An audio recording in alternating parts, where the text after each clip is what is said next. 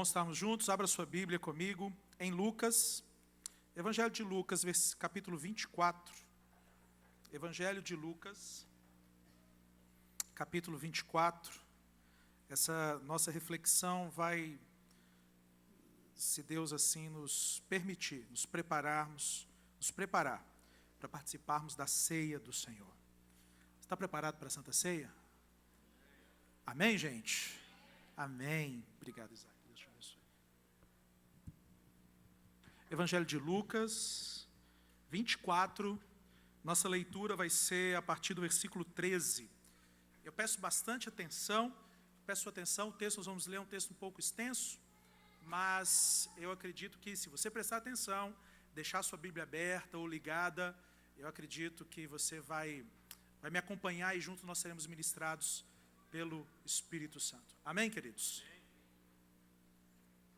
Diz assim a palavra de Deus, Lucas 24, a partir do versículo 13. Naquele mesmo dia, 2 deles estavam de caminho para uma aldeia chamada Emaús, distante de Jerusalém 60 estádios.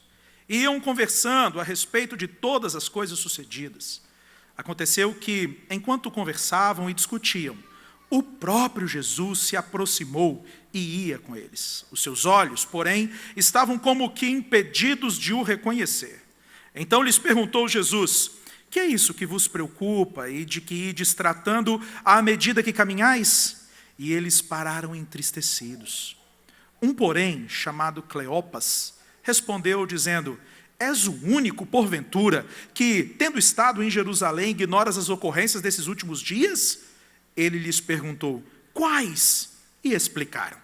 O que aconteceu a Jesus, o Nazareno, que era varão profeta, poderoso em obras e palavras, diante de Deus e de todo o povo, e como os principais sacerdotes e nossas autoridades o entregaram para ser condenado à morte e o crucificaram. Ora, nós esperávamos que fosse ele quem havia de redimir a Israel, mas, depois de tudo isto, é já este o 3º dia desde que tais coisas sucederam. É verdade também que algumas mulheres das que estavam conosco nos surpreenderam, tendo ido de madrugada ao túmulo e, não achando o corpo de Jesus, voltaram, dizendo terem tido uma visão de anjos, os quais afirmavam que ele vive. De fato, alguns dos nossos foram ao sepulcro e verificaram a exatidão do que disseram as mulheres, mas não o viram. Então lhes disse Jesus: ó nécios e tardos de coração, para crer tudo o que os profetas disseram. Porventura, não convinha que o Cristo padecesse e entrasse na sua glória? E, começando por Moisés, discorrendo por todos os profetas, expunha-lhes o que a seu respeito constava em todas as Escrituras. Quando se aproximavam da aldeia para onde iam, fez ele menção de passar adiante. Mas eles o constrangeram, dizendo: fica conosco, porque é tarde, e o dia já declina. E entrou para ficar com eles. E aconteceu que, quando estavam à mesa, tomando ele o pão, abençoou-o, e tendo-o partido, lhes deu. Então se lhes abriram os olhos, e reconheceram, mas ele desapareceu da presença deles. E disseram um ao outro: porventura não nos ardia o coração quando ele, pelo caminho, nos falava, quando nos expunha as Escrituras? E, na mesma hora, levantando-se, voltaram para Jerusalém, onde acharam reunidos 11 outros com eles, os quais diziam: o Senhor ressuscitou e já apareceu a Simão. Então os 2 contaram o que lhes acontecera no caminho e como fora por eles reconhecido no partir do pão. Sente-se, por gentileza, querida, sente-se.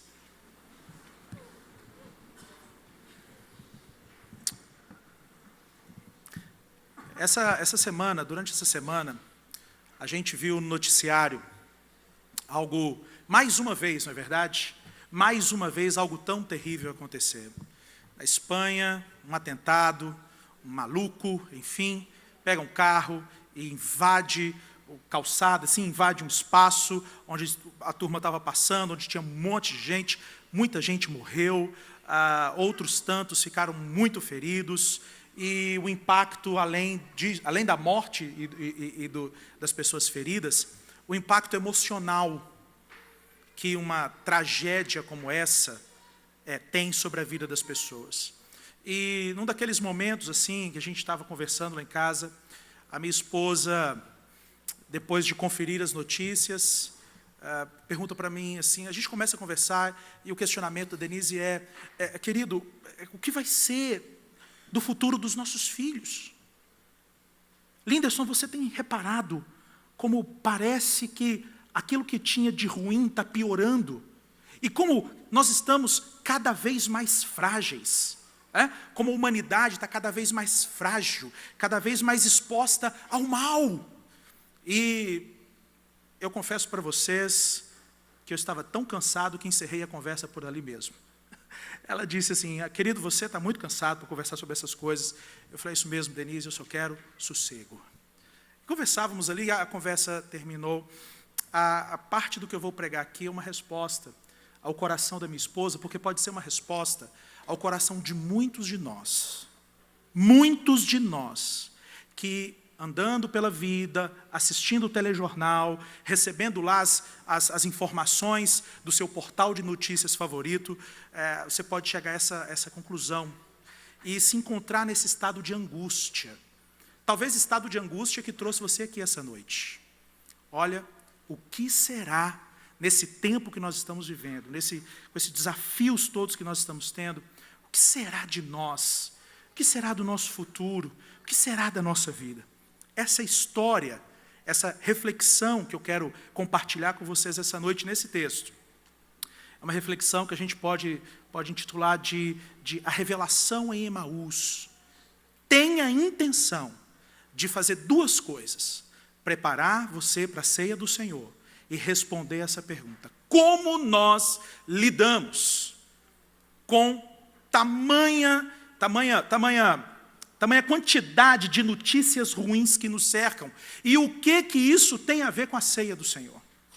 Então, o meu compromisso essa noite é tentar trazer uma palavra que apacente o coração da minha esposa, o meu coração, e o coração de cada um de nós, se assim Deus nos permitir. Amém, queridos? Amém. Lucas, capítulo 24, versículo 13. O versículo 13, eu quero que você acompanhe comigo na sua Bíblia, e deixe a sua Bíblia bem aberta. O versículo 13 começa dizendo assim: naquele mesmo dia, 2 deles estavam de caminho para uma aldeia chamada Emaús, distante de Jerusalém 60 estádios. 2 deles quem? Quem eram esses? Que essa parte do texto conta para a gente. Quem eram esses famosos 2 discípulos? Quem eram eles? 2 discípulos a caminho de Emaús. Bom, o nome de um a gente sabe, a gente só sabe também o nome. Cleopas, o próprio texto diz. O outro também a gente não sabe quem era.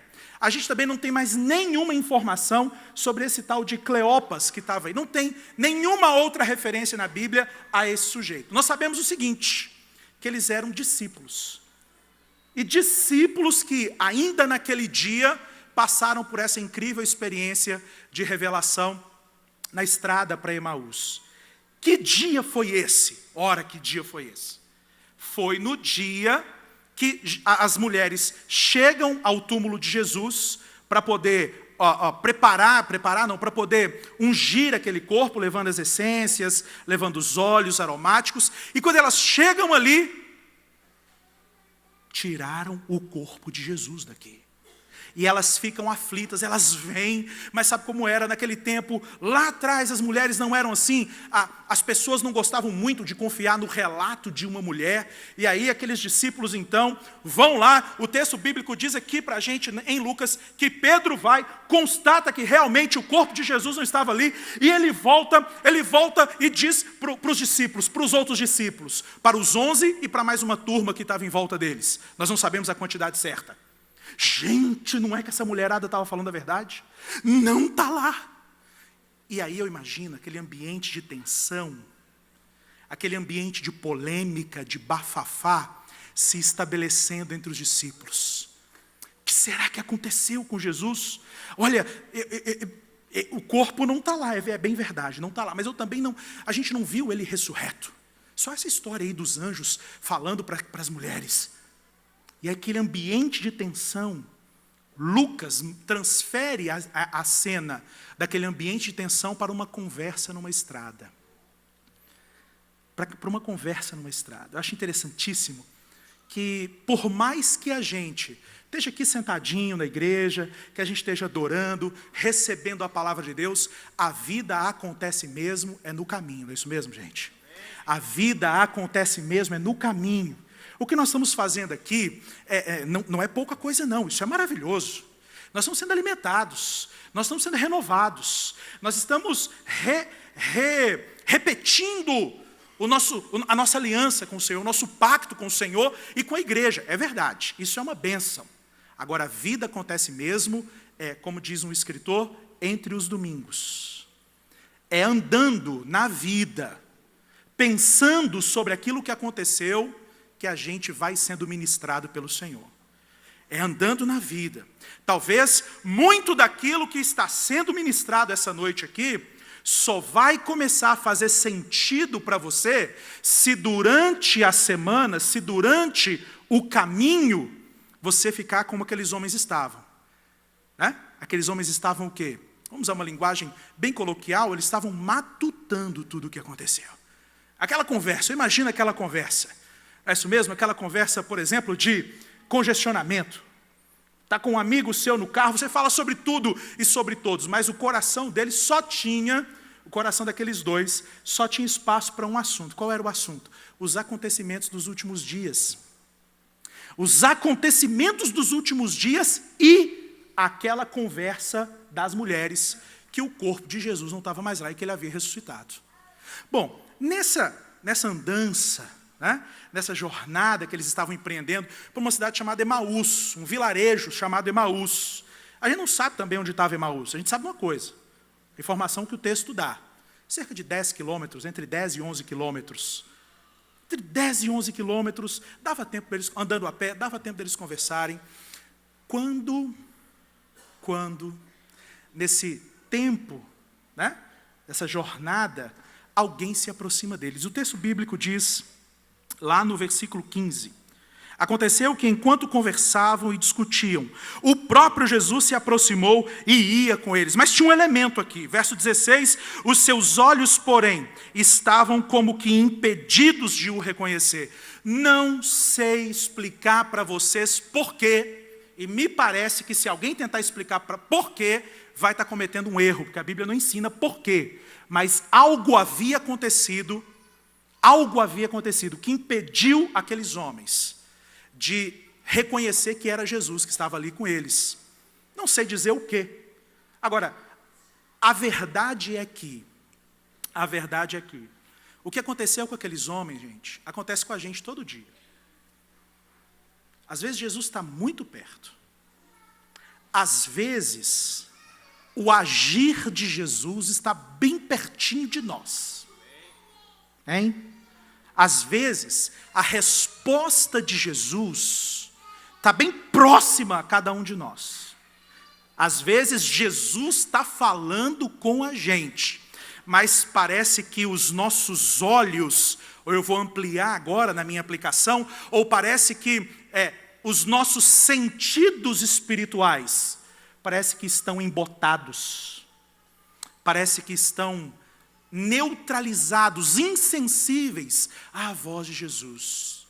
Quem sabe essa é uma oração para você sair daqui, fazer durante a semana inteira. Senhor, por favor, por misericórdia, abra os meus olhos para que eu possa ver aquilo que o Senhor está fazendo em cada instante da minha vida. Sabe, quando chegar uma notícia ruim até você, você peça, Senhor, abra os meus olhos, eu quero ver aquilo que o Senhor está trabalhando, porque eu não acredito que isso está fora do teu governo, eu acredito que o Senhor tem o governo sobre todas as coisas. Chegou uma notícia boa até você, que notícia boa, que coisa maravilhosa. Antes de sair para comemorar, sabe o que você faz?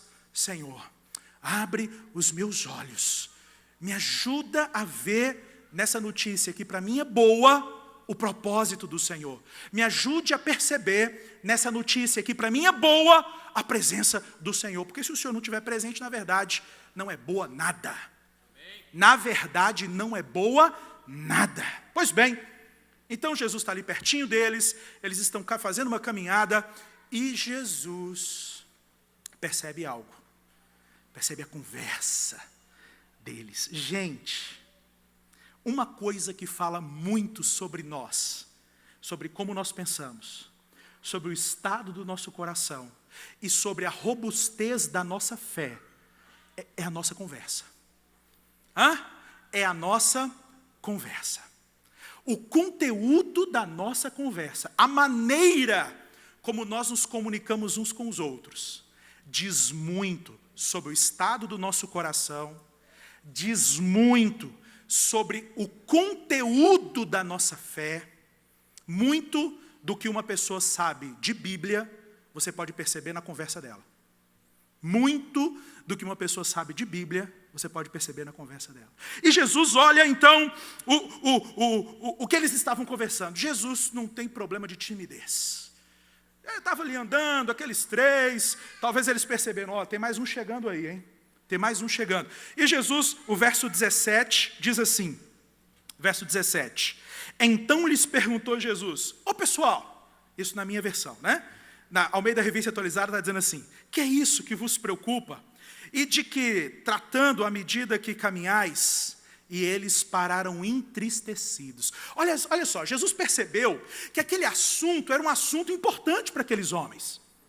A maneira como o texto está colocado, gente, quer dizer assim, aqueles homens se aplicavam a conversar sobre aquele assunto de forma séria. Não era assim uma conversinha casual, tipo assim, não, eles estavam realmente, por isso que eu usei a expressão, matutando sobre aquilo que tinha acontecido. Aí Jesus chega para eles e diz assim, o que vocês estão falando aí, gente? Eu queria entrar nessa conversa de vocês. E aí eles pararam. Jesus, olha, eu estou vendo que isso é importante para vocês. Sobre o que vocês estão conversando? Aí o texto faz um movimento. Eles pararam entristecidos. Pararam entristecidos. A primeira afirmativa diz que aqueles homens estavam pensando. Raciocínio lógico. A segunda afirmativa diz que o resultado daquele raciocínio ao qual eles estavam se aplicando gerava o que no coração deles? Tristeza. Ora, aqui eu sou obrigado a dizer que descobri por onde passa o caminho de Emaús. O caminho de Emaús passa pela sala da minha casa, onde eu estava conversando com a minha esposa essa semana. Passa por ali. Todo o ambiente onde você para por um instante, onde você começa a pensar sobre a vida, e você começa a descobrir que, olhando assim, simplesmente com olhos naturais, você chega à conclusão de que a coisa não está boa, é caminho de Emaús. Todo momento da sua vida, seja andando aqui na rua 15 de novembro, aqui no centro de Blumenau, seja fazendo uma viagem para qualquer lugar que você esteja, o momento em que você para, raciocina e descobre que, humanamente falando, nós estamos caminhando para momentos cada vez mais difíceis e você se entristece, esse ambiente é Emaús. Irmãos, eu vou dizer uma coisa para vocês. Houve um tempo que eu me apegava muito à Bíblia e à palavra de Deus, porque eu era estimulado, na verdade quase obrigado a fazer isso na igreja onde eu havia me convertido. Depois a Bíblia começou a ser o assunto assim do meu trabalho. Eu comecei a lecionar em escolas bíblicas, em seminário. E aí a Bíblia começou a ter na minha vida um papel de ferramenta de trabalho. Hoje a Bíblia já não é mais para mim, muito embora eu seja um pastor, muito embora eu seja um pastor da área de ensino, hoje a Bíblia não tem mais na minha vida o lugar de uma obrigação, um texto que eu sou obrigado a ler, não tem também mais na minha vida o lugar de ferramenta de trabalho, embora ela seja também. A Bíblia hoje, se eu tiver que definir para uma pessoa o que a Bíblia representa para mim, eu digo, a Bíblia é o motivo, é aquilo que eu preciso para não surtar na vida. Porque eu duvido que uma pessoa, em sã consciência, olhando para as notícias que estão chegando às nossas casas todos os dias, pensando seriamente na vida. Se essa pessoa não fizer isso, à luz da palavra de Deus, é perigoso ela surtar. Aqui, esse movimento que acontece na vida dos discípulos, acontece na vida de muitos de nós e nós não sabemos por quê. Ora, por que eu tenho andado tão abatido? Por que eu tenho andado tão cabisbaixo? Por que eu tenho sentido que a minha fé está se esvaindo? Por que eu tenho perdido a alegria e o gozo pelas coisas de Deus e a alegria de viver? Por que eu não consigo fazer planos? Muito provavelmente é porque você está fazendo o exercício de reflexão que esses 2 discípulos fizeram. Pensando nos acontecimentos da vida, matutando sobre as notícias, refletindo sobre o bababá, né, o bafafá, aliás, refletindo sobre as últimas notícias, sem, no entanto, fazer isso com base na palavra de Deus. Ora, o que uma pessoa que não crê no Deus provedor da Bíblia, o que uma pessoa que não crê no Deus provedor da Bíblia sente quando passa um dia inteiro recebendo notícias sobre o caos econômico da nação?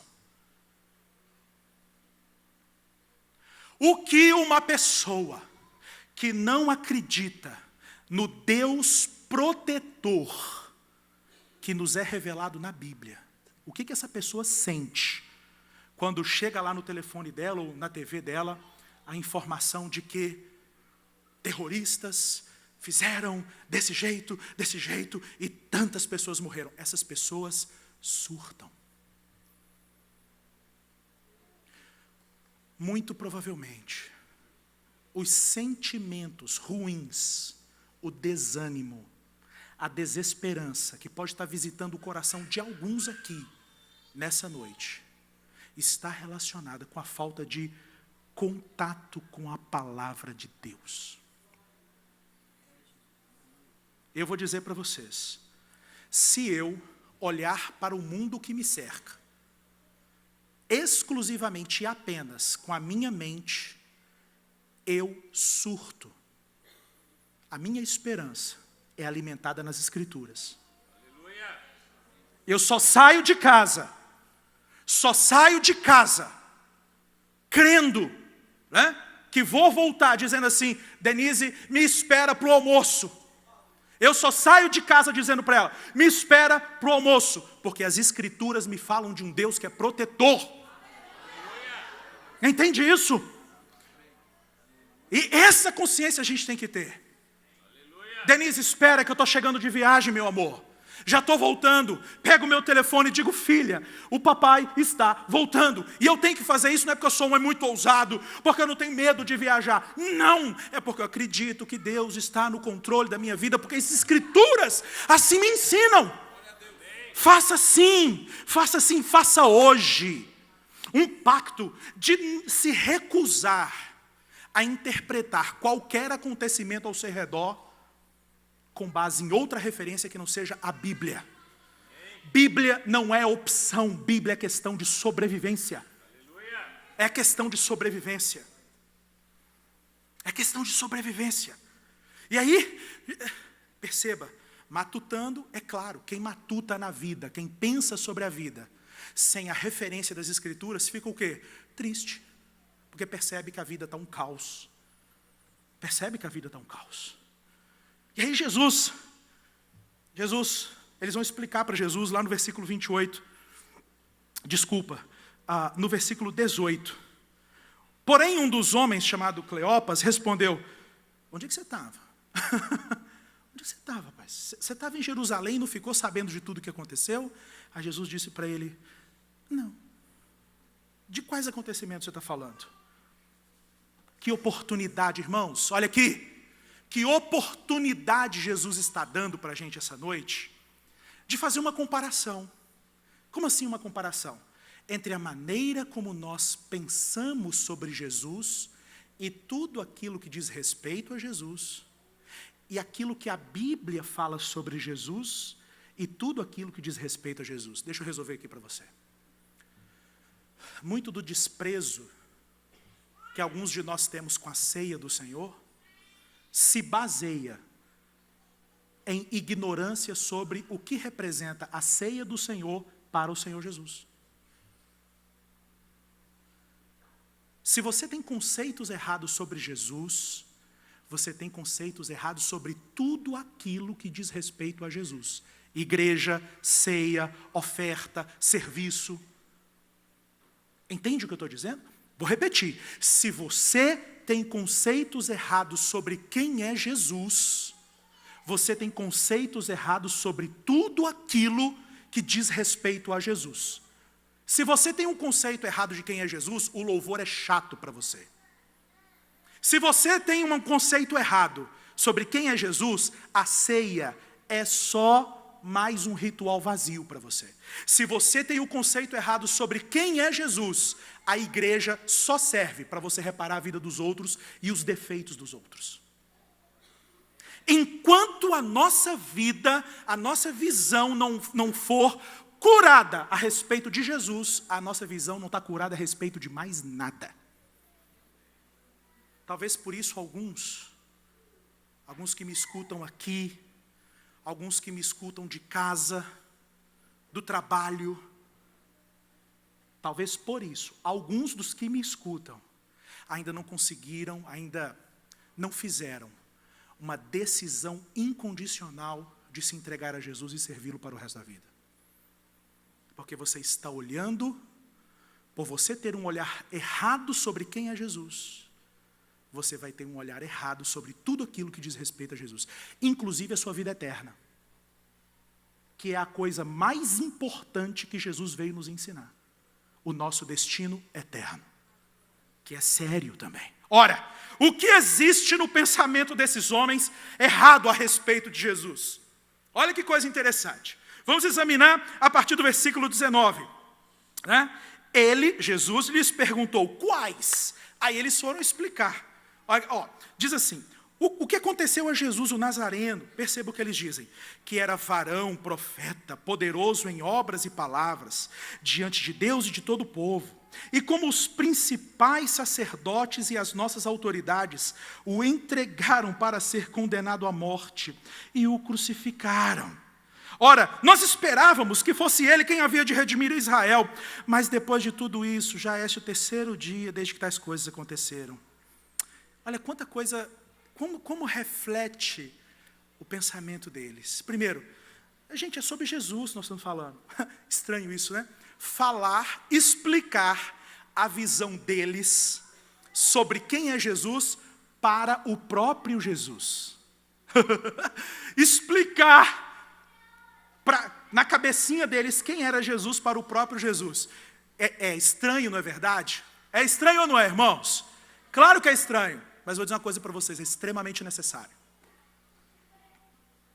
Extremamente necessário. Quando você tiver um tempo aí para lidar com Jesus, eu espero que você consiga, um tempo sem pressa, para ter uma conversa de qualidade com Jesus. Exponha para Ele o que você pensa dele. Ora, o que é adorar, gente? O que é louvar? O que é louvar? Você acha que louvar é bajular Jesus? Oh, Jesus, você é demais. Oh, Jesus, o Senhor é muito legal. Não, adorar. O que é adoração? Louvor. Adoração e louvor é uma pessoa que ama Jesus, falando para Jesus exatamente aquilo que pensa sobre Jesus. Ora, quando eu digo Senhor, o Senhor é maravilhoso. Gente, é exatamente isso que eu penso de Jesus. Entende? Então, num primeiro momento, parece estranho. Os caras estavam falando assim, o que eles pensam de Jesus para o próprio Jesus. Querido, nós fazemos isso todo dia. Adorar, louvar, é dizer para Jesus exatamente o que você pensa dele. Senhor, está pensando aqui comigo mesmo? Senhor, o Senhor é maravilhoso. Senhor, eu estava refletindo aqui cá com os meus botões e cheguei à conclusão, sem o Senhor eu não vivo. Senhor, eu estava aqui pensando, enquanto esses irmãos tocavam esses hinos todos, Senhor, é bom demais te servir. O nome disso é adoração, o nome disso é louvor. Entende? Então, aqueles homens começaram a falar, Jesus. Aí eles iam dizer, Jesus é um varão, é um profeta, é um homem aprovado por Deus e pelos homens. Até aí, tem uma meia-verdade sobre Jesus. Jesus é também profeta. Agora, eles fazem algo, gente, que nós fazemos de errado também. Eles usam a imagem de homens que estão na Bíblia, entende? Para poder avaliar quem é Jesus. Por exemplo, tem um monte de gente que acha que Jesus é um sujeito assim, tipo um Sansão. E que passa a semana inteira pensando em Sansão, sem pensar em Jesus. Nós temos igrejas espalhadas por aí, que o pastor Lediel comentou as práticas de algumas dessas igrejas, que eles são capazes de fazer reuniões e reuniões, campanhas e campanhas, falando sobre a fé de Abraão, sem mencionar o Senhor Jesus, dizendo assim, seja como Abraão, seja como Sansão, seja como Davi, aprenda com Jefté, se inspire no exemplo de Débora, que legal! Agora esses homens cometeram o mesmo erro que muitos outros estão cometendo hoje. É se esquecerem que Jesus não era mais um profeta, que Jesus não era mais uma pessoa que operava dons, sinais, curas, não era. Jesus era o Filho de Deus, era a revelação plena de quem é Deus. Esse é o primeiro problema. Depois, ele foi entregue pelos nossos líderes religiosos e pelos sacerdotes. Aqui tem um segundo grande erro. É achar que o Senhor Jesus, de alguma forma, se submete aos critérios religiosos que nós inventamos. Gente, vou dizer uma coisa para vocês. Uma das experiências assim mais marcantes, aliás, algumas experiências assim mais marcantes, impactantes na minha vida, é quando Jesus pega a minha religiosidade e humilha a minha religiosidade. E humilha a minha religiosidade. Quando eu digo, não, Jesus precisa de uma pessoa como eu. Jesus precisa, sim, de uma pessoa que tenha que sabe fazer desse jeito. Aí Jesus vai lá e traz outra pessoa. Ou Jesus vai lá e usa uma outra pessoa para fazer muito melhor do que eu faço. Jesus humilha. Não, Jesus não trabalha desse jeito. E aí o texto bíblico, Jesus vem e mostra que ele trabalha do jeito que ele quer. Do jeito que Ele quer. Um outro pedido que você pode fazer ao Senhor é dizer assim, Senhor, eu já estou tão acostumado de falar sobre Ti, de cantar sobre Ti, e de até mesmo ensinar sobre Ti. Sabe o que eu preciso? Eu preciso que o Senhor entre na caixinha que eu construí para o Senhor e exploda essa caixinha. Eu preciso aprender coisas novas sobre o Senhor. Eu preciso aprender coisas novas sobre adoração. Eu preciso aprender coisas novas sobre o poder de Deus. Eu preciso aprender coisas novas sobre milagre. Senhor, explode a minha caixinha religiosa. Ora, presta atenção. Uma pergunta retórica. Uma pergunta que você não precisa responder, a não ser para você mesmo. Qual foi a última coisa incrível sobre Deus que você aprendeu com o próprio Deus? Qual foi o último momento que você se lembra, que você diz assim, não, eu achava que Deus estava aqui, que Ele fazia desse jeito e Ele me mostrou que Ele era poderoso para fazer infinitamente mais do que eu pedi ou do que eu era sequer capaz de pensar. Qual foi a última vez que você foi surpreendido pelo amor de Deus? Qual a última vez que você foi surpreendido pela presença de Deus? Que você foi visitado? Sabe assim, gente, a visitação do Senhor aqui é maravilhosa. Mas sabe aqueles momentos assim, em que você está dirigindo, que você está, sei lá, dirigindo, trabalhando, está tomando banho, eu não sei. Mas você tem a certeza de que o Senhor veio até aquele ambiente com você. E você disse assim: Senhor, eu não sabia que até quando eu estava aqui no banho, que até quando eu estava dirigindo, ou quando eu estava trabalhando, eu não sabia que o Senhor me amava tanto a ponto de me abraçar aqui, aonde eu estou, do jeito que eu estou. Qual foi a última vez? Qual foi a última vez que você se surpreendeu com alguma coisa a respeito de Deus? Então, o que está acontecendo aqui é que esses homens, o pessoal da religião não aprovou Jesus, problema. E a gente até pensava que Jesus ia dar um jeito no problema de Israel. Aqui é um negócio terrível. Pois é, a gente até achava, a gente estava crendo, olha só, verso 21. Ora, nós esperávamos que fosse ele quem havia de redimir a Israel. Mas depois de tudo isso, já é o terceiro dia. Ou seja, primeiro momento, a gente até ficou animado, dizendo, ele é o cara, é ele quem vai libertar a gente. Mas agora, entende isso? Agora a nossa esperança se foi. Agora o horizonte que a gente planejava, esse horizonte foi substituído por uma notícia triste, de que Jesus morreu. De que Jesus morreu. Ora, irmãos, um outro conselho muito prático para você. Ainda hoje, faça o exercício de pedir a Jesus para corrigir na sua mente qualquer conceito errado que possa haver sobre ele. Qualquer conceito errado. Bom, eles contaram para o próprio Jesus. Quando chega no versículo 25, parece que Jesus não aguenta. Versículo 25, parece que Jesus não aguenta. Jesus diz assim: ó nécios, por que vocês não entenderam ainda? E olha só, versículo 25. Ó nécios e tardos de coração para crer tudo que os profetas disseram. Porventura não convinha que Cristo padecesse e entrasse na sua glória? E começando por Moisés, discorrendo por todos os profetas, expunha-lhes o que a seu respeito constava em todas as Escrituras. De novo o elemento da Escritura, da Bíblia. Deixa eu abrir um parêntese aqui. É uma bênção assistir vídeo de pregação. É uma bênção ter o DVD do seu pregador favorito.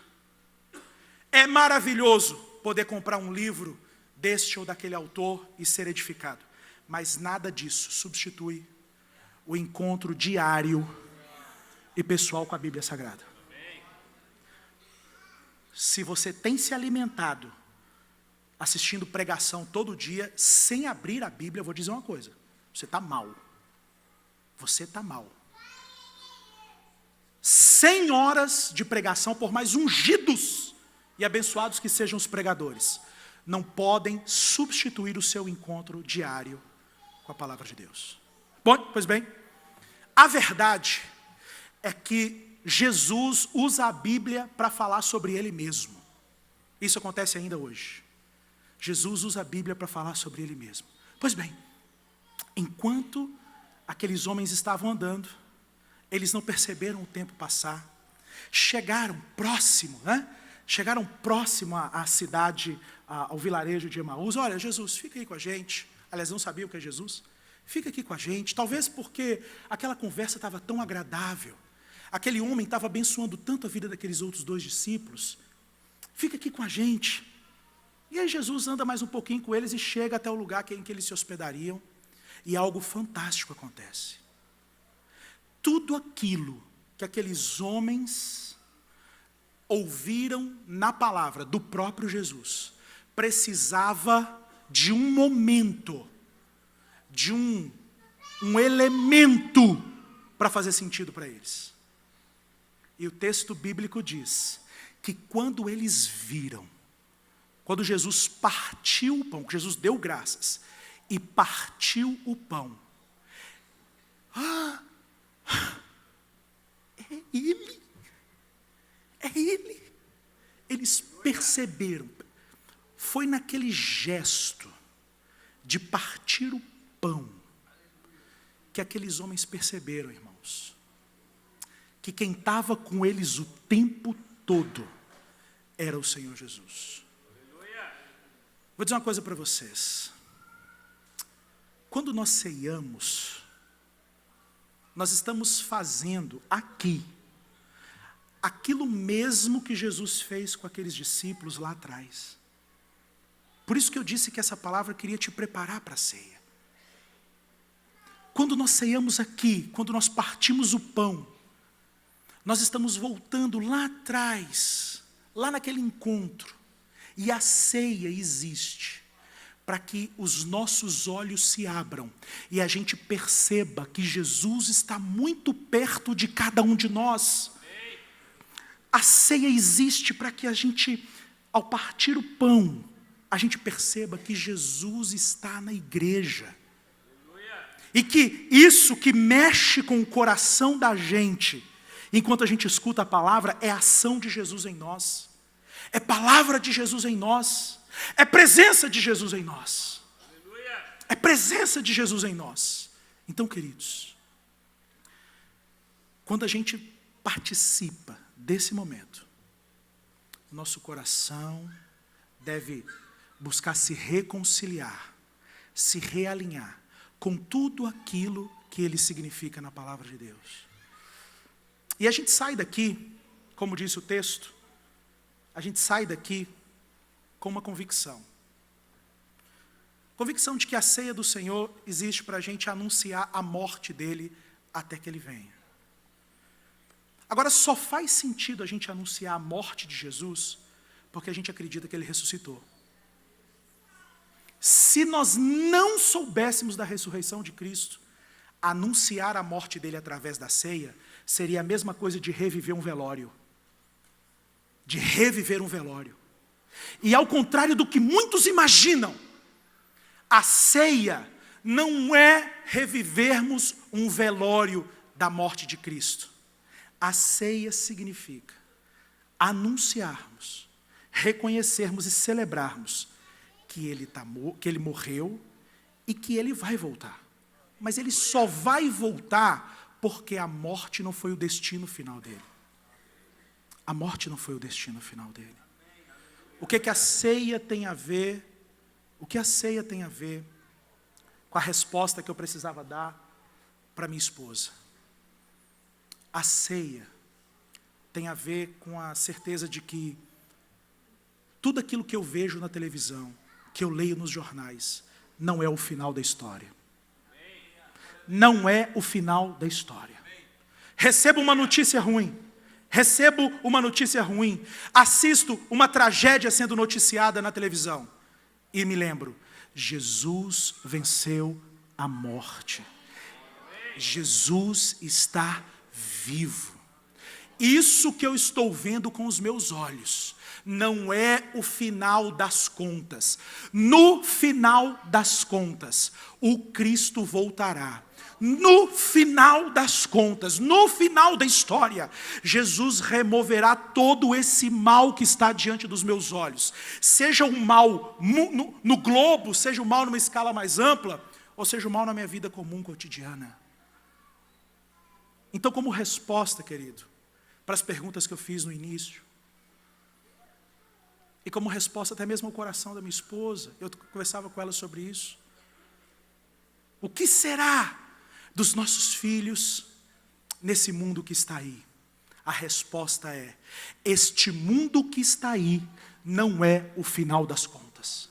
Existe um outro mundo que se revelará a cada um de nós, e este outro mundo é o mundo no qual o Cristo reina, e reina absoluto, reina como Cristo ressurreto, reina como Cristo que expôs publicamente todo o principado e potestade. Esse mundo que está aí não é o final da história.